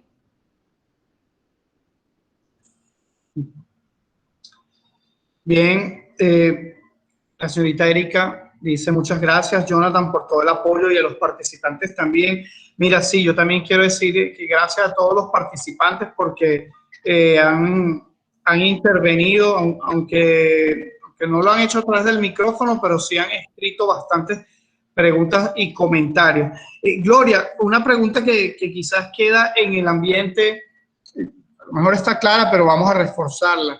¿Todo esto es igualmente válido en el caso de industria de alimentos que en el caso de industria farmacéutica? Sí, cómo no, mucho más exigente en la industria farmacéutica. Por supuesto que es válido. Ellos tienen unas buenas prácticas de fabricación bastante extensas, porque ahí van inclusive los protocolos de prueba de los medicamentos y las exigencias en el caso de esterilidad de ciertas áreas. Entonces, las buenas prácticas de la industria farmacéutica son casi que un sistema de gestión de inocuidad prácticamente. Y sí, deben cumplirlos. Eso se hace extensivo a todo aquel que intervenga en la cadena. En este caso, sería pues el área farmacéutica se considera dentro de lo que es salud algo crítico, ¿no? Y sí, está totalmente aplicable en los sistemas de gestión y todos estos sistemas de prerequisitos en la industria farmacéutica. La industria que hace los equipos médicos también se aplica.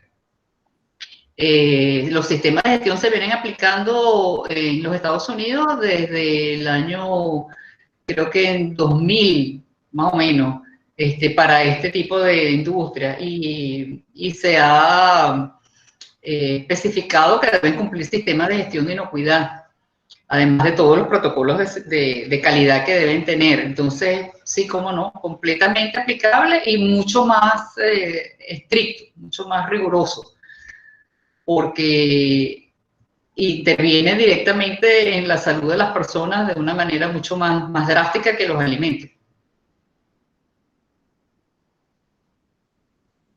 Excelente. También en el caso de las farmacéuticas, digamos, hay unas normas que aplican para los laboratorios y hay otras normas que aplican para las droguerías para el sistema de distribución, que son las normas de buenas prácticas de distribución. O sea, que es un sector que está bastante regulado. Correcto. Y ahí es crucial la trazabilidad.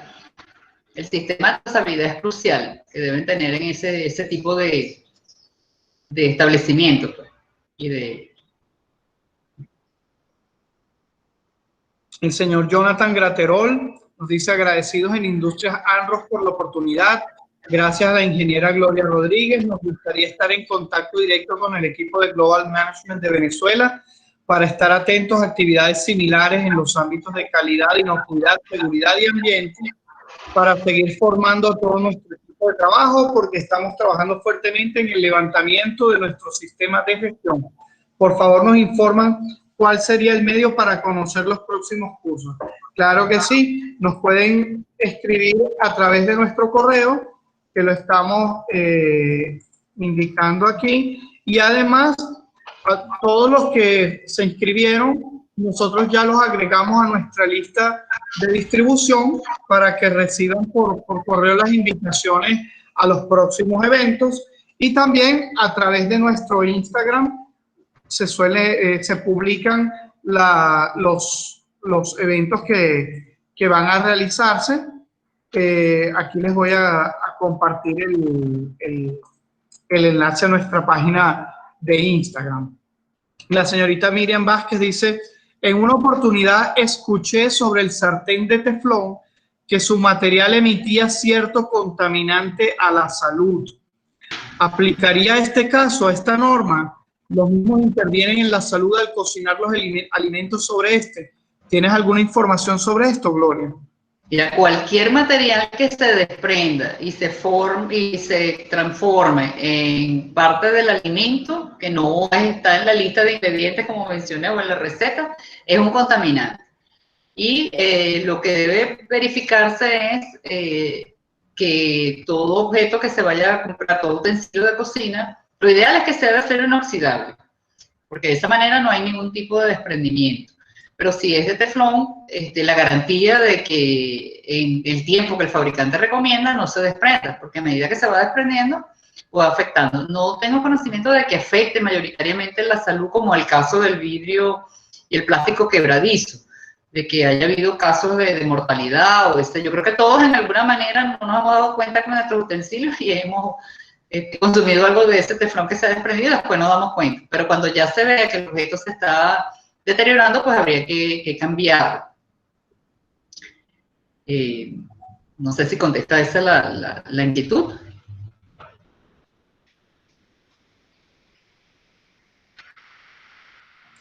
Aquí el señor Freddy Vázquez pregunta: ¿las fábricas de polietilenos están certificadas con la ISO 9001-2015? ¿Los transformadores o compradores de estos polietilenos para la fabricación de empaques de alimentos cumplen con la ISO también, o por lo menos con las buenas prácticas? En Venezuela, ¿los polietilenos venezolanos cumplen con las normas FDA? No les sé decir. ¿Tienes información, Gloria? Bueno, no sé si todos los fabricantes. Conozco algunas empresas de empaque de alimentos que sí están certificados con ISO 9000, 9001, y cumplen, por supuesto, con las normas de buenas prácticas. Lo que pasa es que no quiero hacer referencia a clientes específicos, pero sí las hay. Y en Venezuela creo que en general todos los fabricantes de la industria de empaque de alimentos cumplen, a diferencia quizás de muchos fabricantes de alimentos, cumplen porque sus clientes se lo han exigido de alguna manera.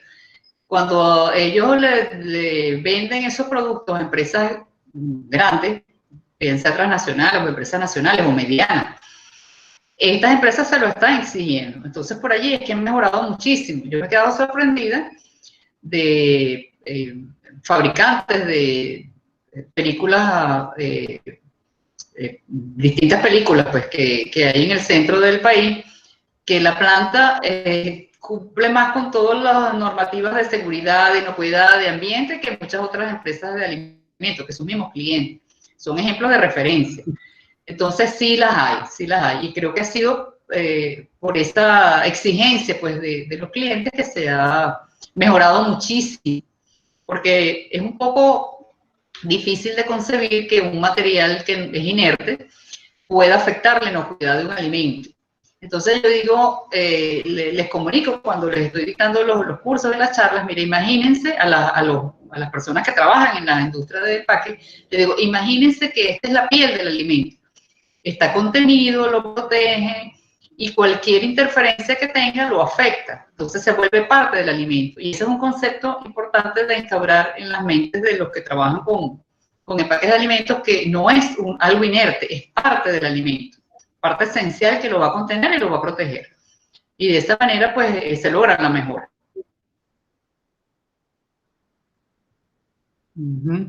El señor Freddy Vázquez dice, informo que los polietilenos cumplen con las normas de la FDA.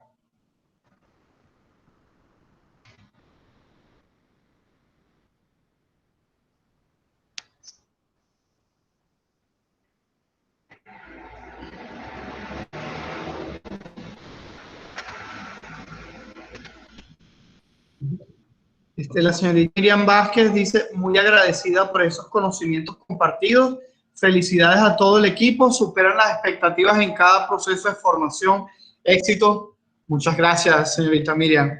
Esto es lo que nos llena de alegría, poder cumplir con sus expectativas, aun cuando a veces los temas de conexión pues son unas barreras que tenemos que superar, pero gracias al esfuerzo que hacemos y al apoyo de ustedes como participantes lo logramos. Muchas gracias a todos. Y bueno, Gloria, no sé si quieres dejar algún comentario final antes de cerrar la interacción, y luego pues podemos abrir la participación en el grupo. No, muchísimas gracias a todos los participantes por esas preguntas y comentarios muy oportunos. Espero haber satisfecho sus inquietudes. Gracias a los que aclararon este tema muy interesante. Todos estamos en proceso de aprendizaje y de reforzar conocimientos. Y bueno, mi reflexión final, como les decía en la conclusión de la presentación, que se pueda establecer el compromiso en las organizaciones de todas las personas que las integran en función de la inocuidad de los productos, que depende de muchas cosas, pero es muy importante esa toma de conciencia.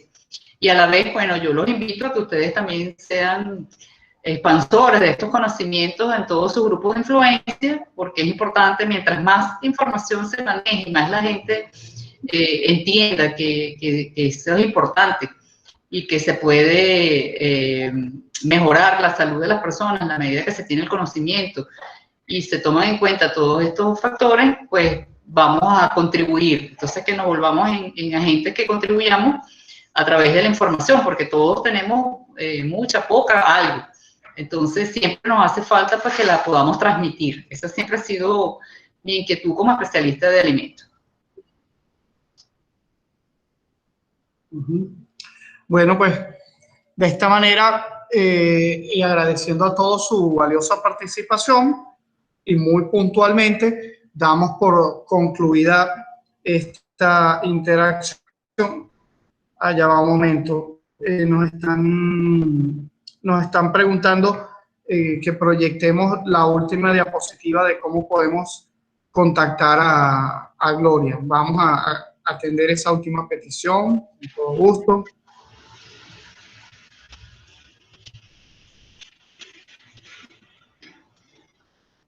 ¿La pueden ver ya?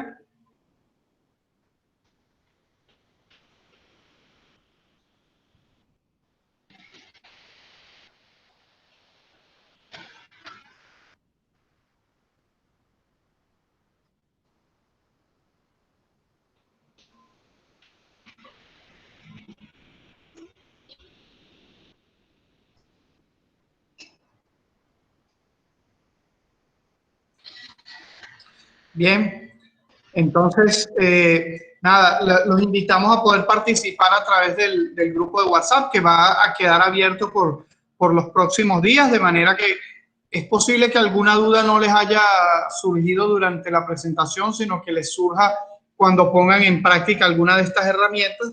Entonces, siéntanse libres de, a través del grupo de WhatsApp o a través del correo, escribirnos, o a través del Instagram o cualquiera de nuestros otros medios de enlace, y estoy seguro de que Gloria tendrá toda la disposición de poder apoyarlos en este sentido.